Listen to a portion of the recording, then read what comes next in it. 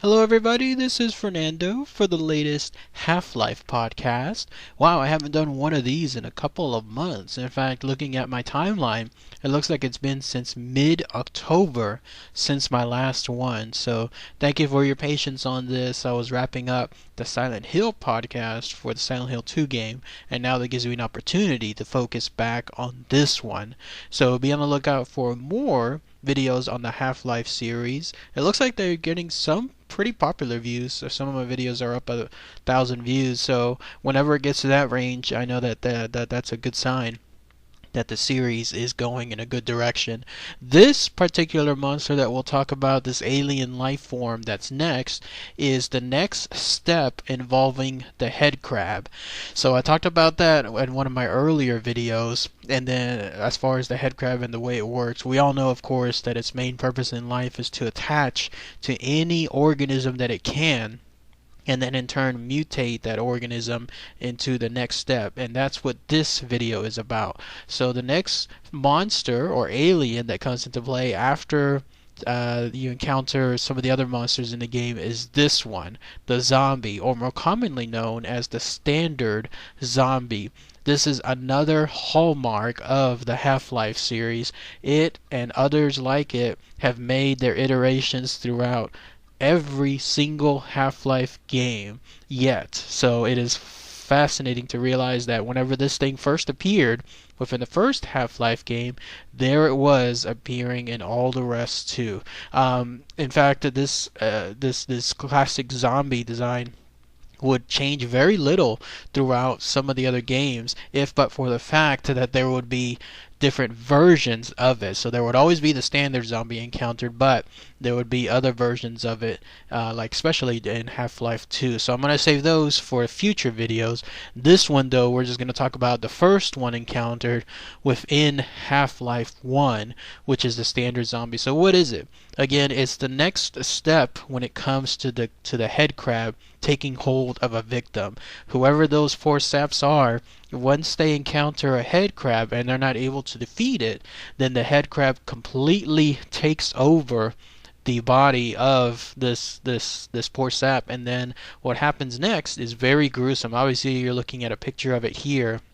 It completely changes the molecular structure, even everything of the body itself. About the only classic sign left of a person there are the legs themselves. Everything else is completely gone. So this news, I guess, monster or alien or whatever you could call it, the zombie, then becomes a lifeless thing. That's why it's called the zombie itself, because it just randomly wanders around various levels. In fact, it's first encountered, if I recall correctly, in one of the office hallways within the Half-Life 1 game.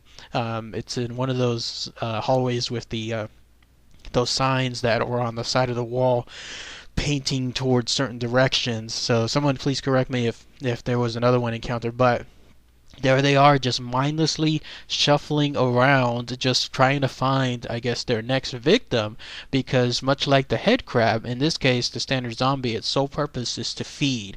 That's also another distinct thing about this. If you happen to be in a situation where you see a zombie, let's say, eating, I guess the closest thing you could call it, eating, within the Half-Life 1 game, then it's pretty interesting because you see it use its talons or its fingers or whatever it has to pick up whatever it's eating and then move it towards its mouth. That's the other thing about the zombie thing. This head crab, once it takes over its body, the face is completely gone, obviously, and then what happens next is the bottom portion, in this case the stomach area, becomes the mouth of the person. So quite sinister, quite ugly when you think about it. Considering that, imagine if your ribcage was suddenly open, like let's say like The Thing, like the movie The Thing, that classic scene where the ribcage opens like a mouth. Very, very same thing here. And in fact, with regards to the arms, it looks like they become emaciated. They become very, very long, wiry, and then of course the fingers themselves turning into some kind of talons like I was mentioning earlier. What's also interesting to note is that the head crab on top of the zombie, it looks like it went through several different versions as well before the classic zombie that we know of within Half-Life was finalized. You're looking at one picture here that showcases one of the earliest designs, and it looks like it was going to be more along the lines of what you and I see on the Half-Life game, but I guess it would have been more fantastical, probably is the best word to describe it. The head crab would have been bigger, it would have been broader, it just would have stood out more. So that was one version, and then the second version is this one, which you can see it placed much more emphasis on the skull of the poor sap being transparent within, I guess, the face. So that way, whenever you encountered one of these zombies within the game, in an almost eerie fashion, you'd be looking at the skull of the person itself. I think this was probably going to be a nod to the original Alien film, because the original Alien in that film, during certain, I guess, scenes, especially when the light hit it at a certain way, you could make out a skull within that giant alien head, like a human skull. So I think that's what they were playing on here. Ultimately, though, that eerie design that would have looked pretty cool was dropped for the one that you and I see here within the rest of the game. But otherwise, the attacks were going to be the same. The way to defeat this thing is very, very easy. Not too hard, especially when you're dealing with them in groups, because they're these mindless shuffling zombies of sorts. All you have to do is just time your attacks. You don't never even have to take out any guns necessarily or any ammo. Just basically take a crow, knock at it, and then wait until it tries to strike, move a little back, and then come back again and repeat until this thing is down. And when you do that, you'll definitely be able to save all the ammo that's needed within the game for I guess other monsters. So quite an easy monster. I guess you could call it the grunt of the series because of the fact that it becomes so popular within the game itself. Another version is this one. You'll see the HD model of the zombie, and all it is within the first game is just a more detailed version of the zombie itself. You'll notice that the detail, especially on the mouth, is much more articulate, and also on the head crab itself.